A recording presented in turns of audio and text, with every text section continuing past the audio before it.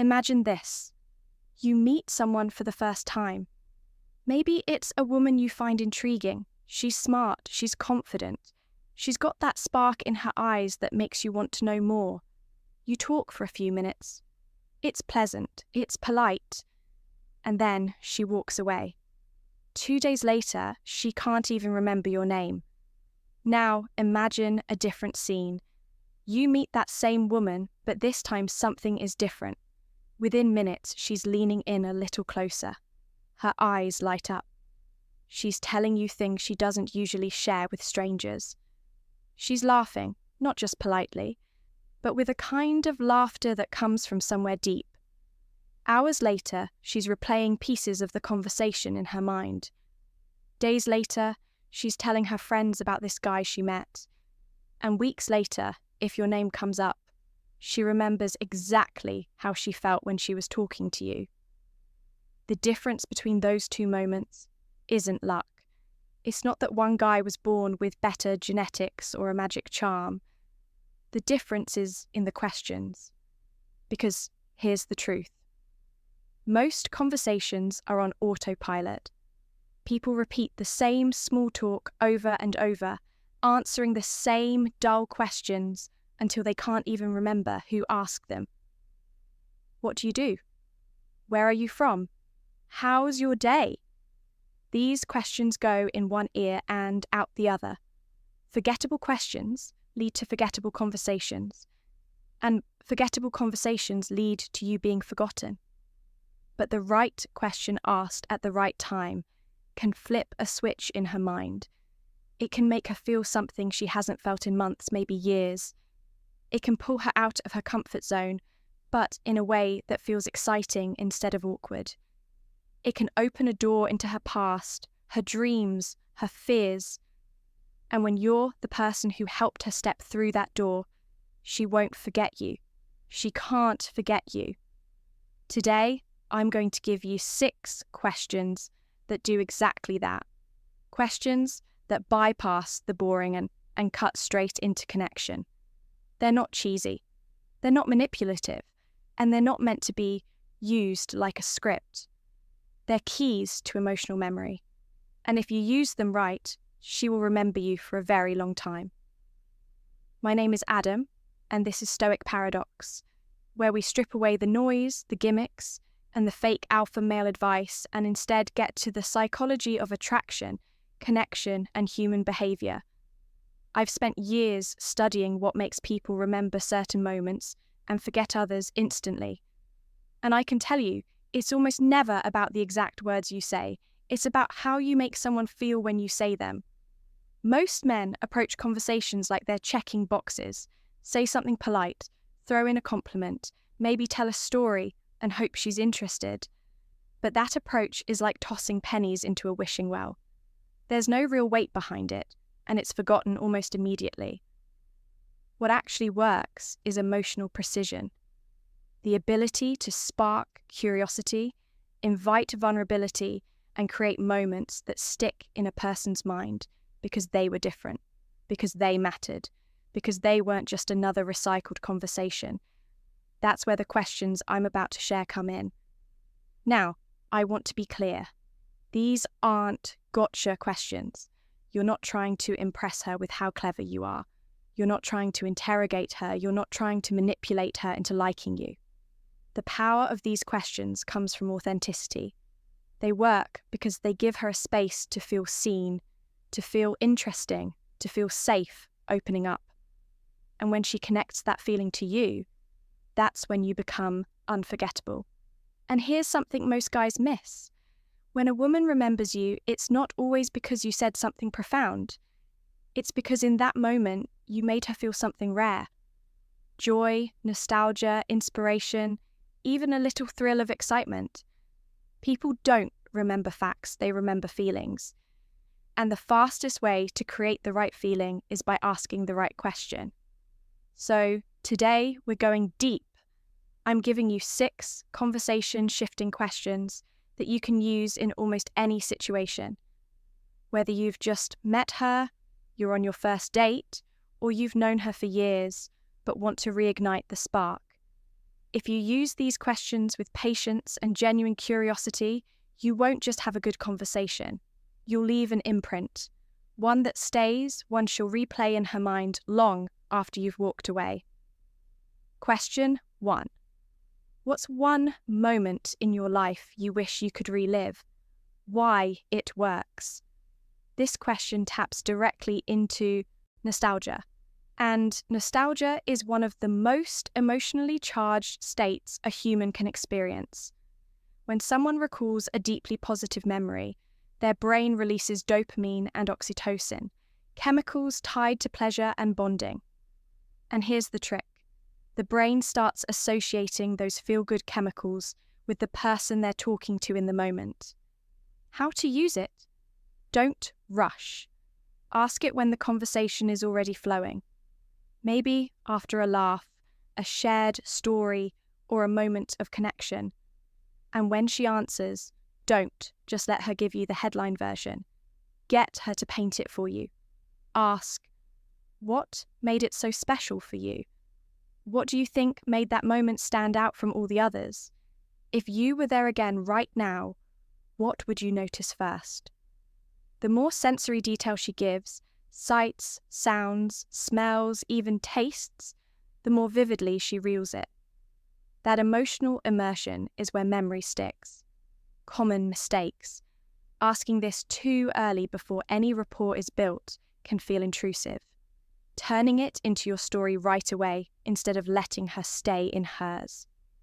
Rushing her answer. Nostalgia takes time to bubble up. Follow-up strategy. When she's done sharing, give her a moment. Smile. Then, if you have a genuinely related moment of your own, share it briefly, but keep the focus on her experience. Question 2. What's something you've never told anyone, but feel comfortable sharing with me? Why it works. This isn't about extracting deep, dark secrets. It's about opening a door to vulnerability. Humans bond through shared risk, and emotional openness is a kind of social risk. When she feels safe enough to share something personal, she automatically starts seeing you as someone she can trust. How to use it? The key here is timing. This isn't a first 5 minutes question. Use it after you've already built some emotional safety. Maybe after you've shared something about yourself first. You can soften it with humour. Okay, here's a fun one. What's something you've never told anyone? And don't worry, I'm not going to blackmail you. You'll be surprised. Sometimes she'll share something silly, like a weird food habit. Sometimes she'll go deep. Either way, you've created a unique connection. Common mistakes. Pushing for something overly personal when she's not ready. Reacting with judgment or mockery. Instant trust breaker. Using her answer to turn the spotlight fully onto yourself. Follow-up strategy. Validate the share. If it's light, play along and keep the energy fun. If it's serious, acknowledge it with respect. Thanks for trusting me with that. That acknowledgement is powerful. Question 3. If you could spend 1 year anywhere in the world, where would it be and why? Why it works. This blends curiosity with imagination. It gives her the freedom to dream. And when people dream out loud, they reveal what inspires them, excites them, or makes them feel alive.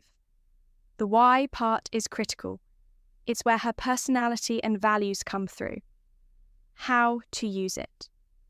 Ask this when there's room for a fun, relaxed back and forth. As she answers, listen for the deeper clues. If she says Paris because she loves art, that's about creativity. If she says Bali because she loves nature, that's about peace and beauty. These are windows into what she values, not just where she wants to go. Common mistakes, treating it like a travel checklist instead of an emotional window. Ignoring the why and moving on too fast, using it only as a way to brag about your own trips. Follow-up strategy. Once you know her dream location, explore it with her. What's the first thing you do when you landed? Or who's the first person you'd want to tell about it? Now you're getting more layers. Question 4. Who has had the biggest impact on the person you've become? Why it works.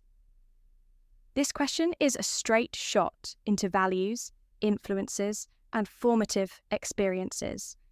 When she talks about someone who shaped her, she's not just giving you facts, she's revealing her moral compass, what she admires, and what she strives to be. How to use it. Tone matters here. Ask it in a calm, interested way, not like an interrogation. As she answers, listen for the traits she emphasizes: kindness, strength, resilience, intelligence. Those are traits she either values in others or wants in herself. Common mistakes: dismissing her choice or making jokes at the person's expense. Making it all about your own role models without engaging hers. Rushing past the impact part. That's the core follow-up strategy. Once she's shared, ask, how do you think you're most like them? This gets her reflecting on her own character, and you're the person guiding that reflection. That's memorable. Question 5. What's something you've always wanted to try but haven't yet? Why it works. This is a forward-looking question. It taps into curiosity, adventure, and sometimes hidden fears. People love talking about someday dreams, and if she shares one with you, she's handing you a piece of her personal wish list. How to use it? Ask it when the vibe is playful or imaginative. This can reveal anything from bucket list adventures to quirky hobbies. If she says skydiving, it's about thrill. If she says learning Italian, it's about culture and expression. Common mistakes: criticizing or mocking her dream. That's crazy, or that's pointless. Immediately trying to insert yourself into it in a forced way. Treating it like a yes or no question without exploring why. Follow-up strategy. Ask what's been holding you back. Now you're in a deeper, more revealing territory. This can uncover fears, priorities, or the story she tells herself about why she hasn't done it yet. Question 6. When in your life have you felt the most alive? Why it works. This is the emotional powerhouse. It pulls her straight into peak experiences. Moments when she was fully present, energized, and connected to life. Just recalling those moments triggers the same emotional state in miniature. And because you're the one asking, she'll anchor that feeling to you. How to use it. Ask this in a setting where she can really reflect, not in a loud, chaotic environment. As she answers, watch her body language. People often smile unconsciously, or their tone shifts when they recall such moments. Common mistakes: cutting her off before she's fully described it. Using her story as a springboard to tell a much bigger story about yourself, rushing the silence after she finishes. Sometimes the pause is the connection. Follow-up strategy.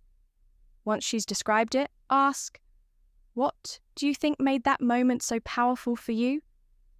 This helps her articulate the deeper meaning. And again, you're the one leading her there. So, now you have them. 6 questions that don't just keep a conversation going, but actually make you memorable.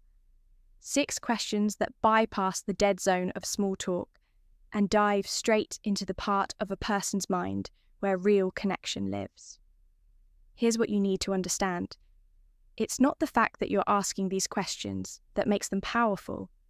It's how you ask them, when you ask them, and whether you're actually present enough to listen. You can't fake curiosity. People feel it.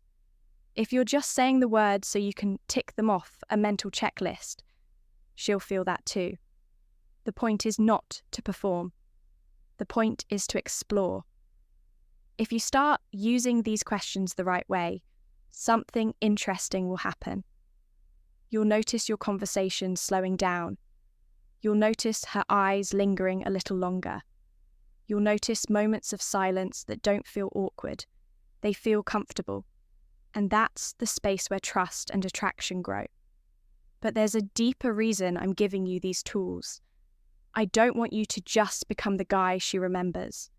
I want you to become the guy everyone remembers because you were present, because you made them feel seen, because you didn't just interact with them like a passing face in a crowd. I want you to be unforgettable in your friendships, your relationships, your career, because unforgettable people shape the world around them. And that's what Stoic Paradox is about. Not fake lines, not cheesy tricks, not playing a part to get an outcome.